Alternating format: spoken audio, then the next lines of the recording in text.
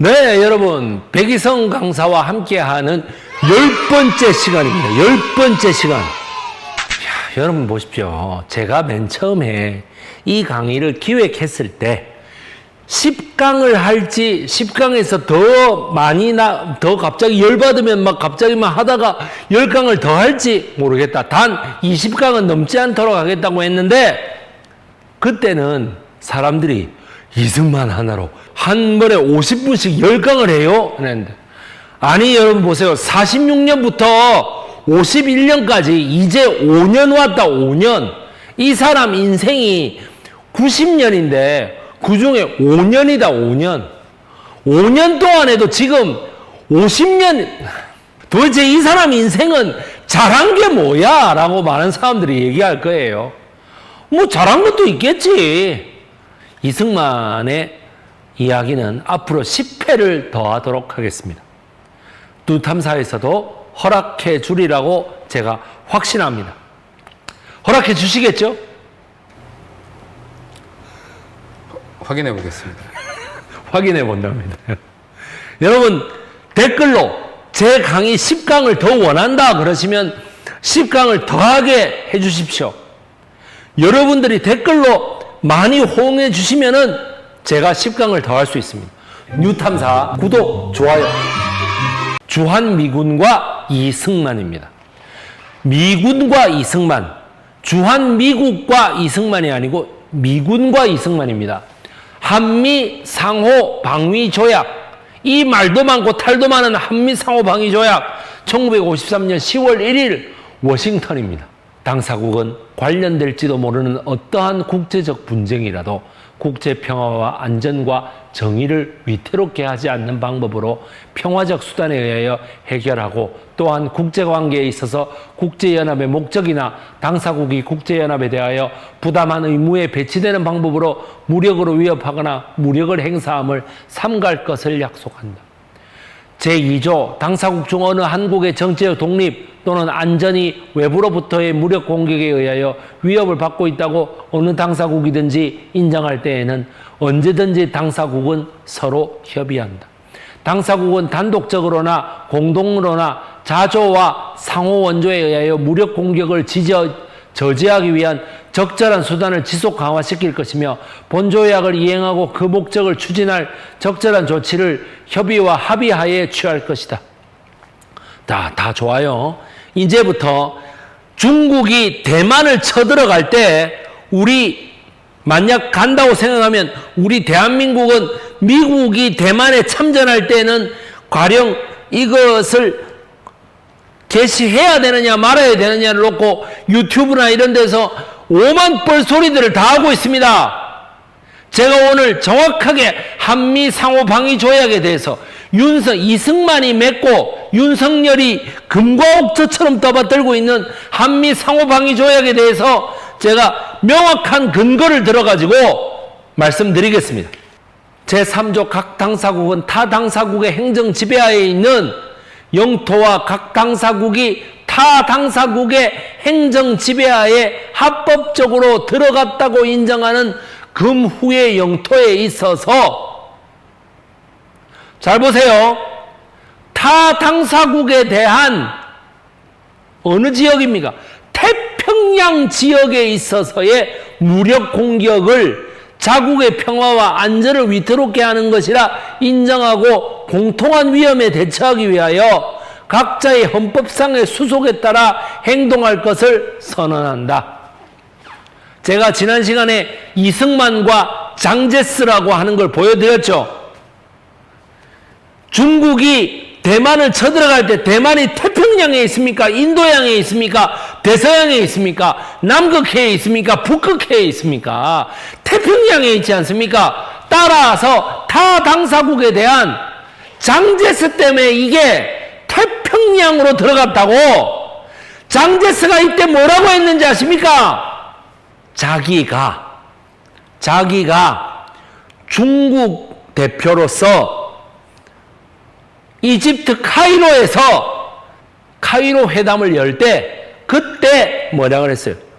조선민족의 노예 상태에 주목하고 조선을 독립시킬 것을 천명한다라고 카이로서는 7조에 나왔기 때문에 태평양 지역의 이거를 태평양 지역으로 수정했다 이 말이에요.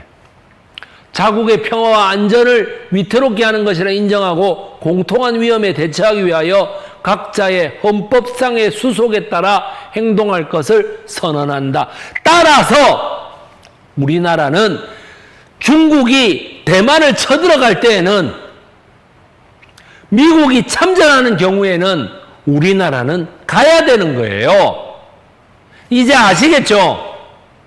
왜 이 조약을 가지고 다 설명하지 않습니까?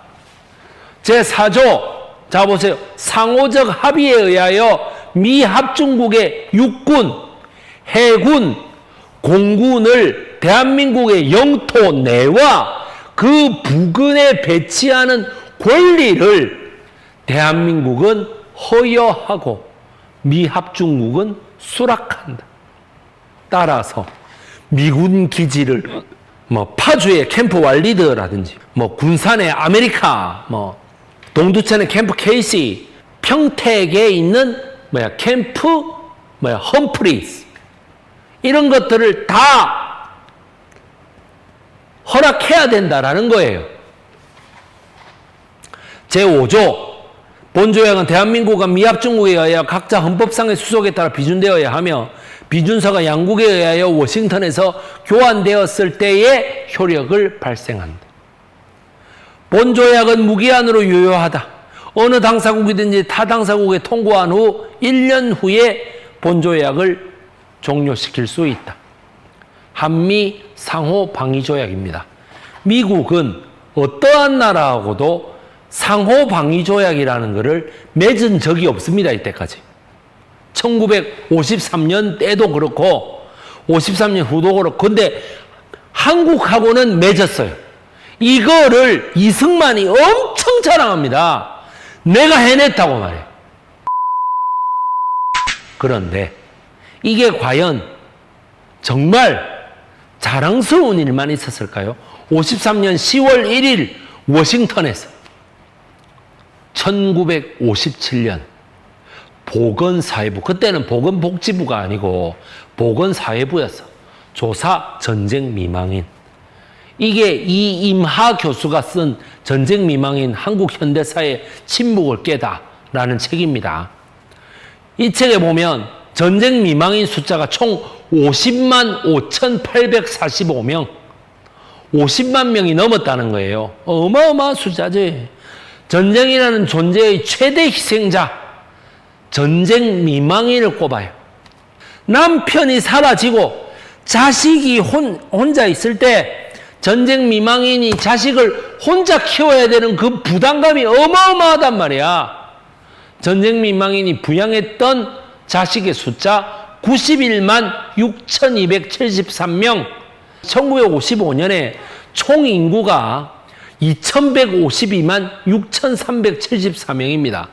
그 중에서 남자가 1,076만 6,777명, 여성과 전쟁 고아, 그리고 혼혈아를 전쟁의 주역으로 역사를 한번 재구성을 해보자라고 하는 게 이 책의 주제입니다.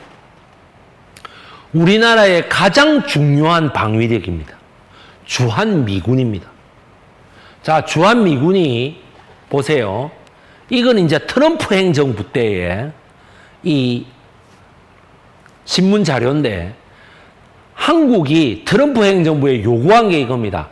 1조 1,739억 첫 해에 13%를 내가 올려줄게. 한국이 미국에게. 그리고 단연 계약을 요구합니다. 여러 해를 하자. 그런데 트럼프가 뭐라고 했습니까? 안 된다. 1년만 하자. 단년 계약. 총 13억 달러를 부담해라. 그래서 우리나라의 방위비를 올려받는 대신에 남북 통일을 내가 시켜주겠다라고 트럼프가 얘기했던 거예요. 그래서 뭡니까? 싱가포르에 가서 회담도 하고 우리나라 판문점에서 그 트럼프, 문재인 대통령, 그 다음에 김정의가 같이 회담도 하고 우리나라 문재인 대통령이 평양에 가셔가지고 그 능라도 경기장에서 연설도 하고 그랬는데 트럼프가 그거는 우리나라의 평화를 위해서라기보다는 미군을 빼서 그만큼 적자를 메꾸겠다는 의도였습니다. 첫 해에 2.5%, 두 번째 해에 5.8%, 10차에는 단년 계약을 해서 8.2%를 올리라라고 해요. 우리나라에 그런 돈이 어디 있습니까? 자, 주한미군 병력 추이가 되겠습니다. 1945년에는 77,500명. 45년에 77,500명이 미군정 하에 있었단 말이에요. 근데 그 다음에 1950년에서 53년 사이에는 32만 5천 명 가까이가 있었어요. 이거는 순수한 병력입니다. 병력. 예? 병력이 아니고 주한미군에 딸려 들어오는 군속들 있죠. 군무원들. 선생도 있을 수 있고, 군 행정요원도 있을 수 있고, 이러면은 거의 한 50만 명 가까이 돼요. 1955년에는 8만 5천 명, 그 다음에 1964년에는 6만 3천 명, 1971년에는 4만 3천 명. 이때 한 2만 명 가까이를 감축하게 되는 거지. 이때가 1964년에서 1971년까지의 요 사이가 하면은 2만 명을 감축하는데 이게 미군 7사단을 빼는 거였단 말이에요. 그러니까 이게 쭉 낮아지다가 눈에 띄는 변화가 생기는 거지. 그러니까 박정희 정부가 난리가 납니다. 이때 미군 다 빠진다고. 그래가지고 우리나라의 한 사람을, 한 계층을 굉장히 압박하게 되죠. 그게 세 글자로 뭔지 아십니까, PD님?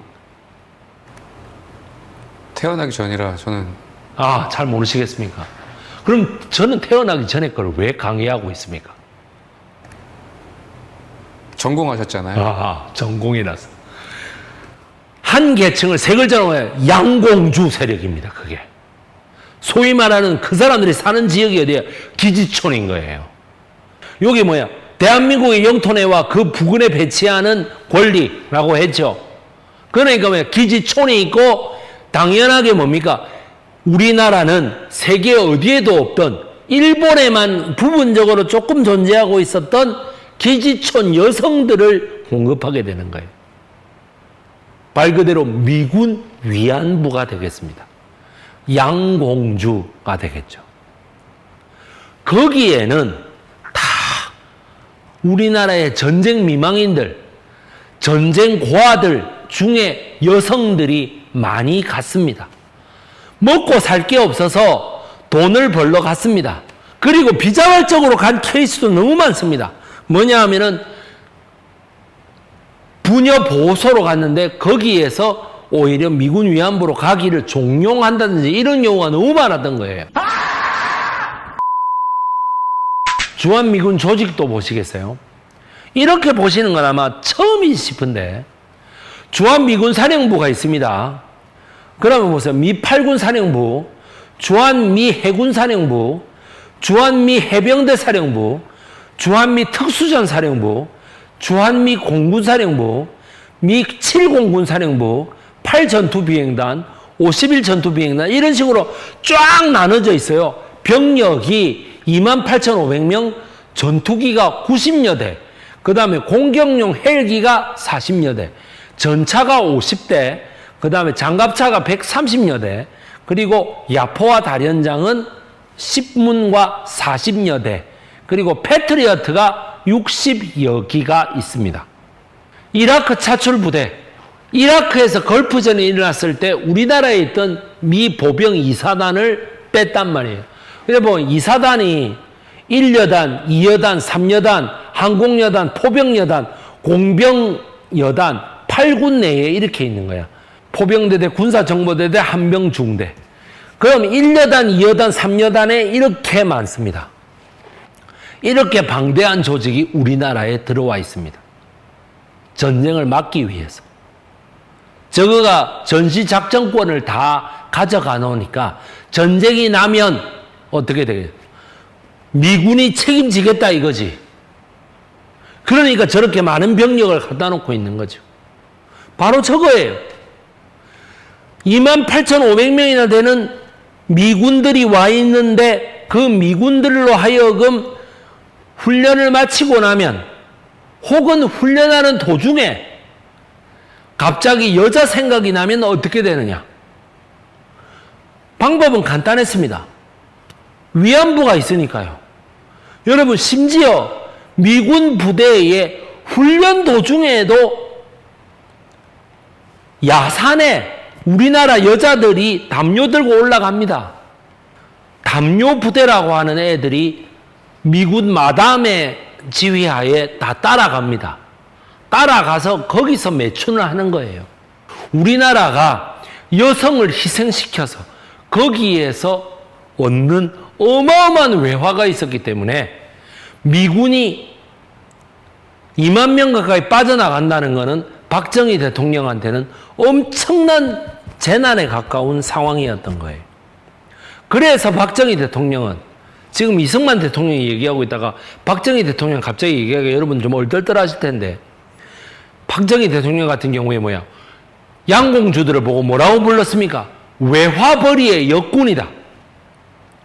말도 안 되는 소리를 했죠. 박정희 대통령의 3대 외화벌이 수단이 뭐였습니까? 1. 해외 고아들을 입양 수출하는 것. 2. 양공주들이 몸 팔아가지고 벌어 들어오는 외화. 그 다음이 뭐였어요? 우리나라 여공들이 자기 머리 깎아가지고 파는 가발. 요 세 개가 최고의 수출품이었죠. 외화 획득의 수단이었고요. 우리나라는 그런 나라였습니다. 오히려 대통령이 나서서 매춘을 적극 장려하는 시대가 왔던 거예요. 이게 이승만 때라고 다른 줄 아십니까? 이승만 때는 기독교 장로가 다스렸던 나라니까 좀 아닐 거라고 생각하시죠? 천만의 말씀이에요.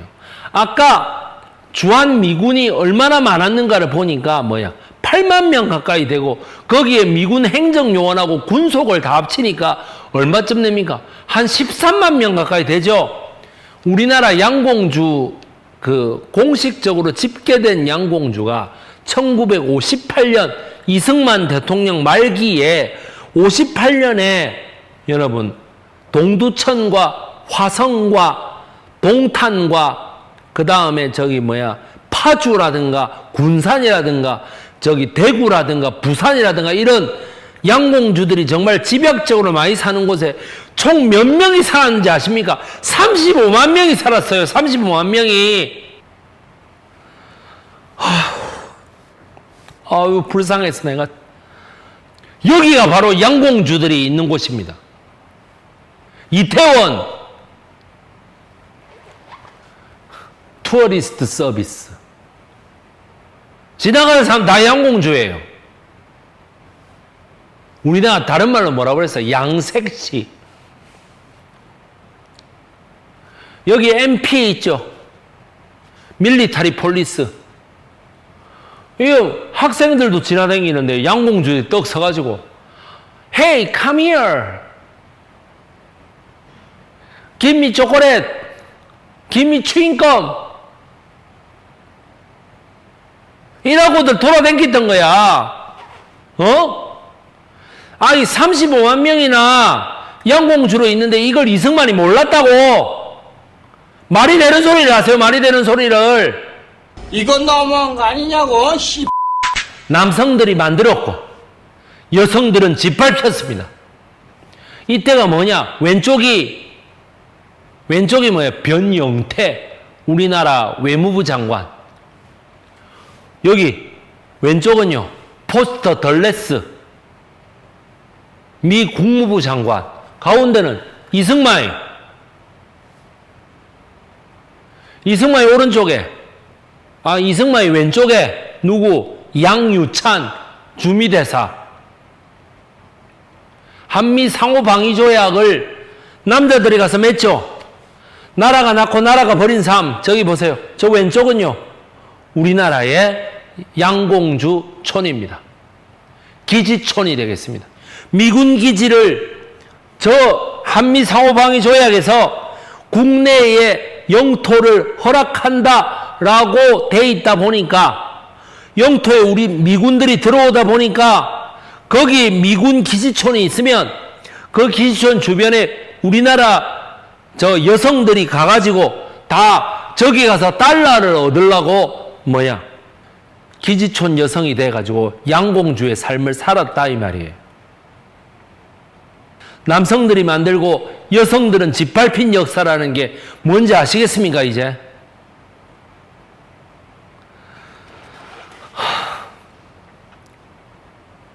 그래 놓고도 이 35만 명 미군 위안부의 이 피눈물 나는 역사가 있는데도 한미 상호방위 조약으로 한미 상호방위 조약 맺었다고 이승만이 미국으로 가가지고 이렇게 그 가정스러운 행진을 한 것을 모자 벗어 들고 말이죠. 행진을 한 것을 건국전쟁에서 그렇게 영광스럽게 나타내요. 말이 되는 소리입니까 그게? 피디님, 말이 된다고 생각하십니까? 영화 자체가 말이 안 되니까 그 김다경 감독이라는 분도 그렇고 다큐멘터리 감독이란 이름이 이렇게 오용되고 남용된다는 사실에 저도 약간 슬프고요. 왜냐면 우리나라에 하나밖에 없는 다큐멘터리 학과가 있거든요. 한예종에. 제가 거기 졸업은 못했지만 졸업은 못했지만 네. 이수를 했는데 네. 다큐멘터리 감독이 되고 싶었던 꿈이 저도 있었는데 네. 저런 걸 만들어도 다큐멘터리 감독이라는 건국전쟁 같은 거. 예. 이 명함을 내밀 수 있다. 매우 처참합니다, 기분이. 제 꿈이 깨진 것 같아서. 아유, 정말 저는 이 역사를 보고 있으면 분노밖에 안 느껴져요, 정말로. 남성들이 만들고 여성들은 짓밟힌 역사. 수많은 전쟁 미망인들, 수많은 전쟁 과부들, 수많은 전쟁 고아들 중에 여자들은 전 많은 사람들이 가가지고 35만 명이나 여자 인구 1000만 명 가운데 35만 명, 그게 적은 숫자입니까? 예? 3.5%가 적어요? 저런 현실을 보고도 이승만은 가만히 놔뒀다고. 자기네들은 영어를 잘해서 미국 가가지고 조약까지 맺고 오는지 모르겠지만은 저 여성들은 미군에게 몸을 팔면서도 내 이름은 길순입니다 이런 걸 몰라가지고 그 영어 교육을 누가 시켰는지 압니까? 1970년대에 예? 우리 문익환 목사의 동생 문동환 목사의 부인이었던 페이지 문, 미국 며느리 문 페이지가 그거를 다 기지촌마다 돌아다니면서 My name is 뭐 이러면서 가르쳤어요. 여기가 가장 아픈 한국의 약한 골이라고. 그런 거를 조금이라도 아는 사람이 몇 명이나 되느냐 말이에요.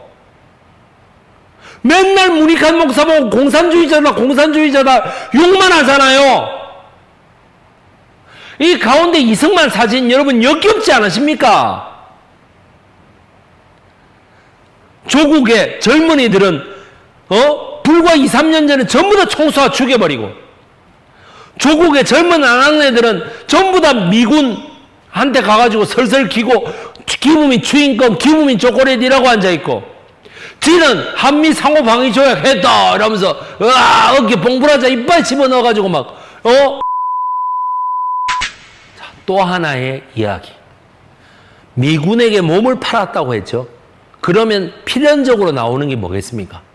바로 혼혈합니다. 이승만은 이걸 너무나 잘 알고 있었어요. 혼혈아 숫자가 많다. 그런데 예산이 없네?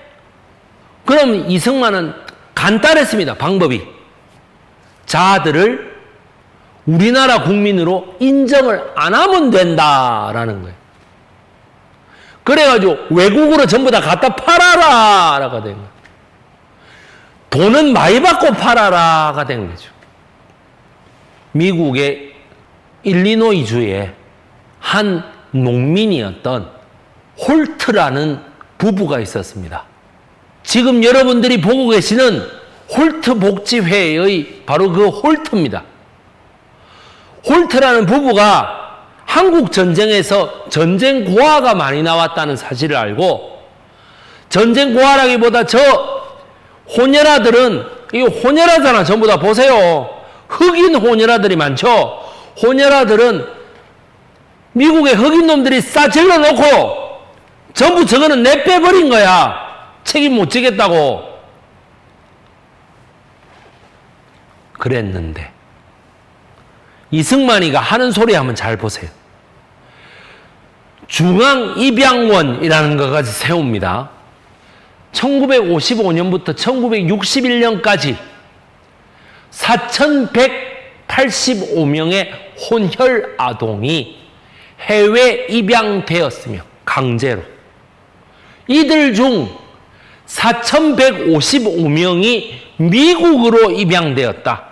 그러면 4,185명이 입양됐는데 4,155명이 미국으로 입양됐으면 나머지가 뭐야? 30명이죠. 30명은 어디로 입양됐을까요? 캐나다로 입양이 됩니다. 홀트 부부가 모두 입양을 했습니다. 따라서 이승만이 홀트 부부에게 모두 다 사업권을 넘겨 독점시켰죠. 그러면 이승만에 의해 강조됐던 이 뭐야? 역겨운 일국 일민주의가 되겠습니다. 1956년에 야, 이 이승만 나쁜 놈아, 일국 일민주의를 56년도에 강조해가지고 전부 다 4,185명의 불쌍한 애들을 전부 다 모아가지고 엄마가 직접 키우겠다고 공항까지 와서 바지 붙들고 매달리는데도 무조건 빼들어가지고 다 보내놓고, 니는 56년도에 니 자식 없다고 이기부의 첫 큰아들 이강석이를 네가 입양을 하고 앉아있냐 이씨. 이건 너무한 거 아니냐고 씨. 중앙입양원이라는 국가기관까지 세워가지고 일국 일민주의, 한 나라에는 하나의 민족밖에 없다라고 하는 가장 해괴망측한 우리나라 전쟁 고아인데, 이게 전부 다 아까 말했던 양공주 사이에서 태어난 애들이란 말이에요. 혹은 미군에 의해서 우리나라 분여자들이 강간을 당해가지고 태어난 애들입니다. 자, 애는 태어나죠. 누구의 애인지 모르죠. 그러니까 엄마가 혼자 키우잖아. 애가 피부 색깔이 새까맣고 이러니까는 동네에서 버림받고 천시당하죠. 그런 애들이 많다는 것을 보고받은 이승만이가 1956년에 내세웠던 거, 예산이 없다, 니들 줄 밥 없다, 전부 다 미국으로 입양 보내라, 혹은 캐나다로 입양을 보내라. 그런데 입양을 보내는데 국가가 나서도 미국이 사주지를 않네. 미국에서 뭐하러 쟤들을 사주겠어요. 그러니까 뭐냐, 민간업자인 홀트를 불러가지고 몇천 명을 6년 동안 독점시킵니다. 홀트는 그래서 세계 최대의 입양기관이 됐어요. 입양 사업자가 됐어.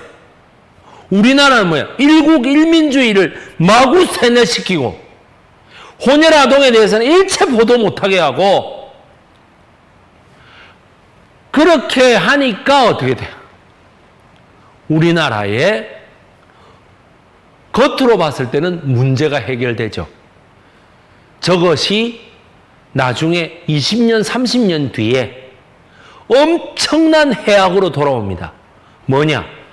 우리나라 입양아들만 홀트 복지에 와가지고 다 친부모를 찾겠다고 소송을 걸고 일하는 거예요.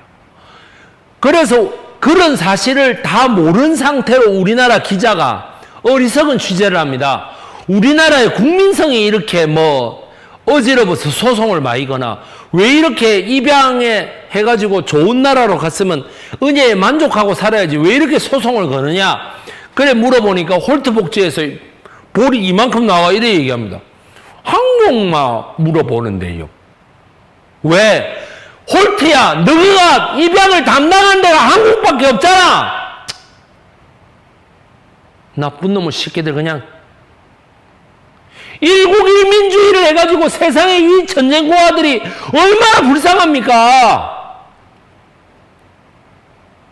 왜 강제로 다 미국으로 보내야 되는데요?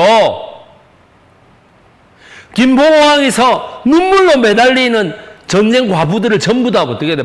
짓밟아가면서 애들을 빼들어가지고 다 보냈잖아. 아, 저는 너무 화가 납니다. 진짜. 너무 화가 나요. 이 맑고 똘망똘망한 얼굴을 볼 때마다 전국에 58년 전국 양공주 약 35만 명. 이 아이들은 대부분은 전쟁 후에 태어났고 거의 모든 이들에게 포기당했습니다. 인종적 순수성 정치를 지지하고 혼혈 어린이를 추방하려 했던 한국 정부에 의해서 이루어졌습니다. 입양아동수 1953년 4명, 1954년 8명, 1955년 58명, 56년 671명, 57년 486명, 58년 930명, 59년에 741명, 쭉 가서 1969년에 1190명, 1970년에 1932명, 박정희 정권에 더 많이 혼혈아들이 양산됐고 혼혈아들을 더 많이 홀트 복지회에서 보낸 것을 알 수 있습니다. 강제로 말이죠. 여기 표에 나오잖아. 내가 거짓말합니까? 얘네들 보세요. 백인 혼혈이죠. 얘는 흑인 혼혈이고 얘는요 해리 홀트 기념고아원 1965년 4월 28일 여기 백인 혼혈이잖아요. 전쟁 고아와 전쟁 미망인 그리고 혼혈 고아에 대해서는 그리고 강제적인 비인도적인 해외 입양에 대해서는 이승만과 박정희가 하나였다 이 말이에요. 피디님 강의를 일순간 못 이었는데 이 마음을 이해를 하십니까 지금? 나치 전범들이 홀로코스트를 했잖아요. 예. 인종 청소를. 예. 죽인 건 아니지만 네. 대한민국이라는 조그만 나라 안에서 혼혈로 태어났다는 이유 하나로 청소된 듯한 아이들에게 예. 저도 상당히 미안한 마음이 듭니다. 그래놓고 우리나라에는 일국 일민주의라 해서 단일 민족만 계속 강조하고 말이죠. 여러분 우리나라가 단일 민족이 강조된 게 삼국사기 김부식부터라고요. 천만에 말씀하지 마십시오. 이승만의 저 때부터입니다. 일국 일민주의. 여기 보십시오. 미국 대사관 쪽에 입양된 아이들입니다. 상태들이 다 좋죠. 좋은 척 하는 거지.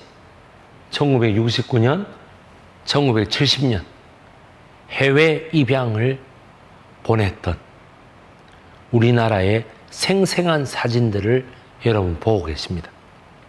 이 사진들은 뉴탐사에서 제공한 사진이 아닙니다. 제가 찾았습니다. 제가. 인터넷만 보면 다 나옵니다. 여러분들이 로블록스 검색하고 스타크래프트 뭐 이런 거 하고 있을 시간에 한번 검색해 보십시오. 특히 이 사진 같은 경우에는 이 후드 자켓 입고 이러고 있는 사진 같은 경우에는 그 이미지 그 복사하는 그게 횟수가 있더라고요. 인용된 횟수. 인용된 횟수 내가 해서 3이야.